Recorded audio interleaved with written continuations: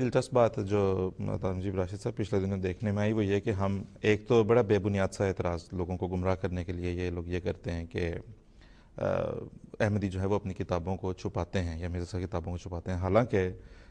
جماعت کا کوئی بھی دور دیکھ لیں آپ، حضرت مسیح علیہ السلام کا دور ہو یا بعد میں اخبارات کا دور آیا، کتب کے چھپنے کا دور آیا، پھر اس کے بعد جب یہ ریڈیو ہو، ٹی وی ہو، انٹرنیٹ ہو، ہر دور میں میرا خیال جماعت کی کوشش یہ رہی ہے کہ ہر ممکنہ طریقے سے حضرت مرزا صاحب علیہ السلام کی کتب کو لوگوں تک پہنچایا جائے، عام کیا جائے۔ تو پچھلے دنوں ایک صاحب کہنے لگے کہ جی یہ چھپاتے ہیں اپنی کتابیں، آپ کو چاہیے کہ اگر آپ صحیح ادراک حاصل کرنا چاہتے ہیں تو قرآن پڑھیں، حدیث پڑھیں اور مرزا صاحب کی کتب پڑھیں، آپ پہ احمدیت کا پول کھل جائے گا۔ تو اصل مقصد تو یہ ہے کہ دیکھیں اللہ تعالیٰ خود ان سے وہ بات کھلوا رہا ہے جس کے ذریعے سے وہ در حقیقت حضرت مسیح موعود علیہ السلام کی شان کو پہچانیں گے۔ یعنی اگر کوئی شخص قرآن پڑھ لیتا ہے، حدیث پڑھ لیتا ہے، جب وہ حضرت مرزا صاحب علیہ السلام کی کتب پڑھے گا تو اسے معلوم ہوگا کہ وہ کتب قرآن اور حدیث کی تفسیر اور تشریح کے علاوہ کچھ اور نہیں ہے۔ ان کے اندر آپ کو حضرت اقدس محمد مصطفیٰ صلی اللہ علیہ وسلم کی وہ محبت اور وہ عشق نظر آئے گا کہ آپ حیران رہ جائیں گے۔ میرے خاص طور پہ میرے مخاطب ہمارے غیر از جماعت ناظرین ہیں، حیران اس لیے رہ جائیں گے کیونکہ جس شخص کے بارے میں آپ کو یہ بتایا گیا آج تک کہ وہ حضرت اقدس محمد مصطفیٰ صلی اللہ علیہ وسلم کی شان میں گستاخی کا مرتکب ہوتا ہے معاذ اللہ، جس کے بارے میں یہ بتایا گیا کہ وہ اپنے مقام کو حضرت اقدس محمد مصطفیٰ صلی اللہ علیہ وسلم کے مقام سے بلند تر بتاتا ہے، آپ حضرت مرزا صاحب کی تحریرات کو پڑھ کے دیکھیں، آپ کو لفظ لفظ حضرت اقدس محمد مصطفیٰ صلی اللہ علیہ وسلم کے عشق اور محبت میں جو ہے وہ ورفتگی کی کیفیت آپ کو ہر حرف میں نظر آئے گی۔ تو یہ ہم جو ہے وہ ایسے لوگوں کا بھی شکریہ ادا کرتے ہیں جو ہمارے اس پیغام کو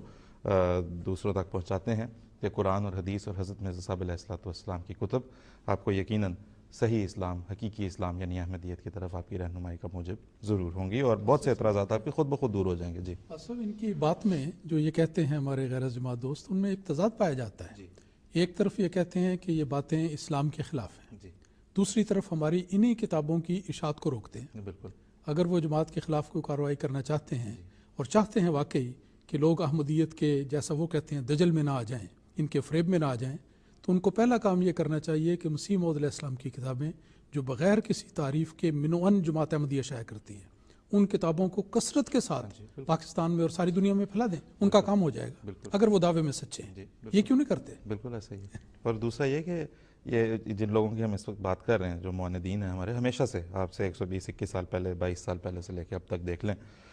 تو وہ جو اپنی مخالفت میں مطلب صرف ایک وہ کہتے ہیں کہ ہم اسلام کی خدمت کر رہے ہیں، لیکن ہمہ وقت ساری زندگی انہوں نے اس چیز میں بسر کی کہ حضرت مرزا صاحب علیہ السلام کی شان میں گستاخی کرتے رہے، گالیاں بکتے جھکتے رہے انہیں۔ اس کے علاوہ جو ہے وہ جماعت احمدیہ کے بارے میں یہ کہتے رہے کہ دیکھیں جی ہم آپ کو بتاتے ہیں کہ حقیقت میں کیا ہے، بھائی اسلام کی خدمت کرنی تھی تو قرآن کو عام کرتے، حدیث کو عام کرتے۔ یہ کیا ہوا کہ ساری عمر بیٹھ کے آپ دنیا کو یہ بتاتے رہے کہ یہ اسلام نہیں ہے۔ تو ایسا کر کے آپ اپنا نام جو مرضی رکھ لیں جناب، ریوائول آف اسلام کہیں یا جو مرضی آپ اس کو کہتے رہیں، حقیقت میں اسلام کی تبلیغ کس طرح سے ہوتی ہے، اللہ کے فضل سے جماعت احمدیہ نے اس کا نمونہ بھی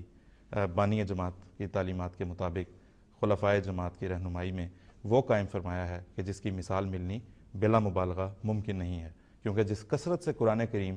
کی اشاعت جماعت احمدیہ نے کی ہے مختلف دنیا کی زبانوں میں، اس طرح سے بہت کم کسی کو کرنے کی توفیق ملی ہوگی۔